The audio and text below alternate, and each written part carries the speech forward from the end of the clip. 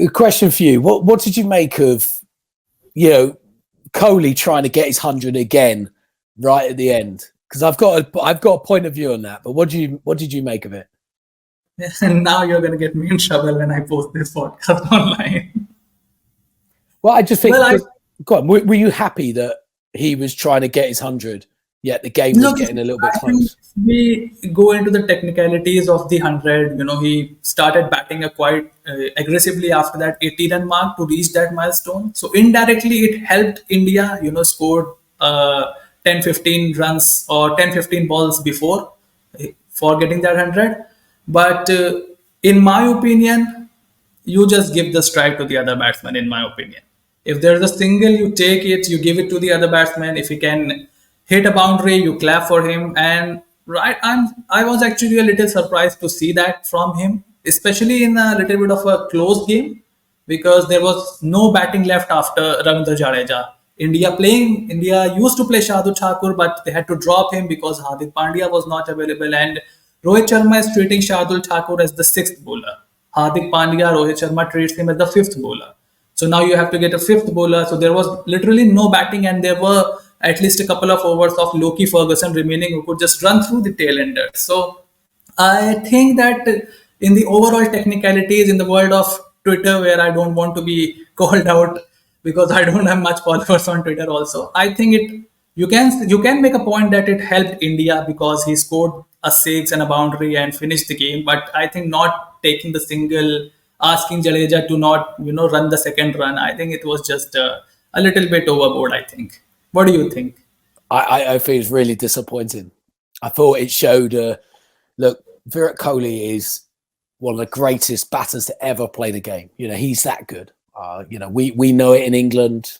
Of course, you guys know it in India. But that, for me, it didn't sit right with me. It felt self-obsessed.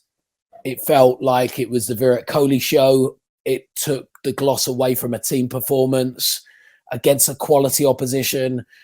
I didn't like it one bit. The game was getting tight, as you mentioned. It could have, something could have happened at the end there, and it's a World Cup. You don't take risks in a World Cup. Now, look, if India qualified and they're top, they're through to the semi-finals, fine. If you want to do that, yeah, fine. All right, I don't like it, but do it. It doesn't matter, right? You're through. There's no risk. But things can change, and there's no guarantees in cricket. And I just didn't like it at all. I just thought it just really, now all the talk that's followed, journalists around the world, everybody's talking about Virat Kohli, taking the gloss away from everybody else that puts in the effort on that Indian team. I didn't like it at all. And it's situations like that can really bite you on the backside, as we say in the UK, and it could, that can cause problems. So I didn't like it. I don't want to see it again. Certainly in the World Cup. That happened in the last game as well, James. It happened in the last game. Well, this is the thing. It happened in the last game. In the first game, KL Rahul, when he hit that six, he was looking for a boundary and he timed it too brilliantly. Yep. That went over the rope, and then he was disappointed. I think that was not a good scene as an Indian cricket fan. You just sitting here, you have just defeated Australia, who were, before you played a series before them, with them before the World Cup, and you just defeated them in the first game. You were 3 down for 2 runs. You should be taking off your helmet and celebrating and running around the ground, not just sitting that, oh, I missed my 100, sorry, the team won. I think that was a little bit of an overreaction from KL Rahul. And then the person who does not do these kind of things is Rohit Sharma. Yeah. Have you seen him doing these kind of things? No. I think he just comes and he's the one who he kills. He is right now killing the chase in the first 10 overs for India. I think he's been an absolutely magnificent leader and a brilliant batsman, which he is. There were talks about him not being fully fit. Sometimes he looks overweight. His legs, his knees, he has a couple of surgeries on his knees, so he's not really as quick as he used to be in the field. But I think he's batting brilliantly. But I completely agree with you, because it has happened in back-to-back 2 games. If it would have been an odd situation, you could just see, oh, okay, you wanted to get 100, okay, no problem. It was a weaker side, Bangladesh, which got 100 against the New Zealand. But I think against New Zealand, especially when there was no batting left to come, you had Mohammad Shami and Bumrah and Kuldeep Yadav to come. So, what do you think? It's the mindset, especially in our region. Why do you think this is happening, especially in this World Cup? I think I mean, I've been seeing so much stuff about, yeah, I think he needs one more 100 to break Sachin's record. Is that right? He needs one more 100 to equal Sachin record in Equal. the ODI format and 200s to break it. Yeah, and I think because we've seen a lot of that made out in the media. Sometimes that can get on a player's mindset, and they're thinking about that. And clearly, he is thinking about it. And that, again, as I said, self-obsessed. It's selfish. It's a selfish mentality. Now, you mentioned Rohit Sharma. He's selfless, right? Yeah. He's selfless. He goes out there and bats one way because that helps his team. He won't change. He'll bat that way because it's going to help. It's going to set up the innings for India. He does it time and time again. And then you've got somebody who is so desperate for those three figures and that prestige of overtaking Sachin. It's a dangerous place to be in. You're kind of taking cricket for granted, and it's just like I said, it'll bite you. It will bite you. It will bite you back. So I hope I don't know. Look, whether they talk about it amongst themselves, whether the Indian changing room think it's no big deal, and they were comfortable, they're relaxed, they're going to win the game. I don't know. I mean, look, I guess if he's still going to keep getting 90s or close to hundreds every single match, I don't think they mind. Do you know what I mean? As long as they keep winning the games, then maybe they won't mind. But I just don't like it. Cricket's a strange sport in the fact it's a team sport, but it's made up of individuals who are in and can dictate the game and change the direction of the game.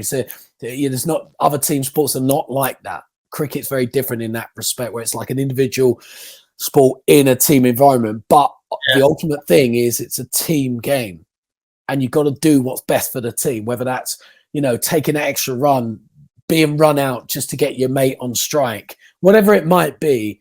That's how you play the game of cricket, and it's those small, intricate details that can often make the difference towards the end of games, especially if they're so tight. I mean, goodness me, we only have to look at the World Cup final in 2019, how tight games can be. That sometimes that sacrificial lamb who gives their wicket away to get someone else in who can hit the boundaries, that's part of that process. But if you've got a selfish player who's just thinking about their stats, their numbers, it can really create problems. So I don't want to see it again. I really don't want to see it again. I want to see, look, obviously I want England to win the World Cup. They're not going to win the World Cup. But I want to see India just show the world that they're the best team in the world, but be ruthless. I don't care. Who cares about hundreds? Be ruthless. Get the runs. Get them as quick as you can or as efficiently as possible. Get that victory and move on to the next. And have that mindset, because you're going to need it when it comes to crunch time. And that's where it's going to be shown up, Yeah, I think there is a lot of scrutiny going around about the certain players. Before the World Cup, there was a lot of scrutiny about KL Rahul. So I can understand that he wanted to make a statement in the first game. There were 15 or 17 overs remaining. I don't remember right now, but there were a lot of overs remaining. So I can understand somebody like a KL Rahul. He got ripped from T20 team. Then his Test captaincy got taken away from him. Then he was dropped from the ODI team. Then Hardik Pandya was made the vice captain. So he had a very rough year. Then he had a couple of injuries. So I can still, grasp it. I can still accept it. But somebody like a Virat Kohli who has what 73, 74 hundreds, I think that was a little bit overboard. But I think you have a Rahul Dravid as the head coach of the Indian team. I don't know if you remember, he declared when Sachin Tendulkar was batting at 196 or 194 in Pakistan in 2004. So I think with him right at the top, these kind of things, I think they are really okay with it, as you said, as long as they are winning the game. I think this is the bottom line of it, as we can put it out, because in the current situation, I really don't see this happening. But yes, in the easy games also, I would really like to just, like we saw in the IPL, Yashasvi Jaiswal.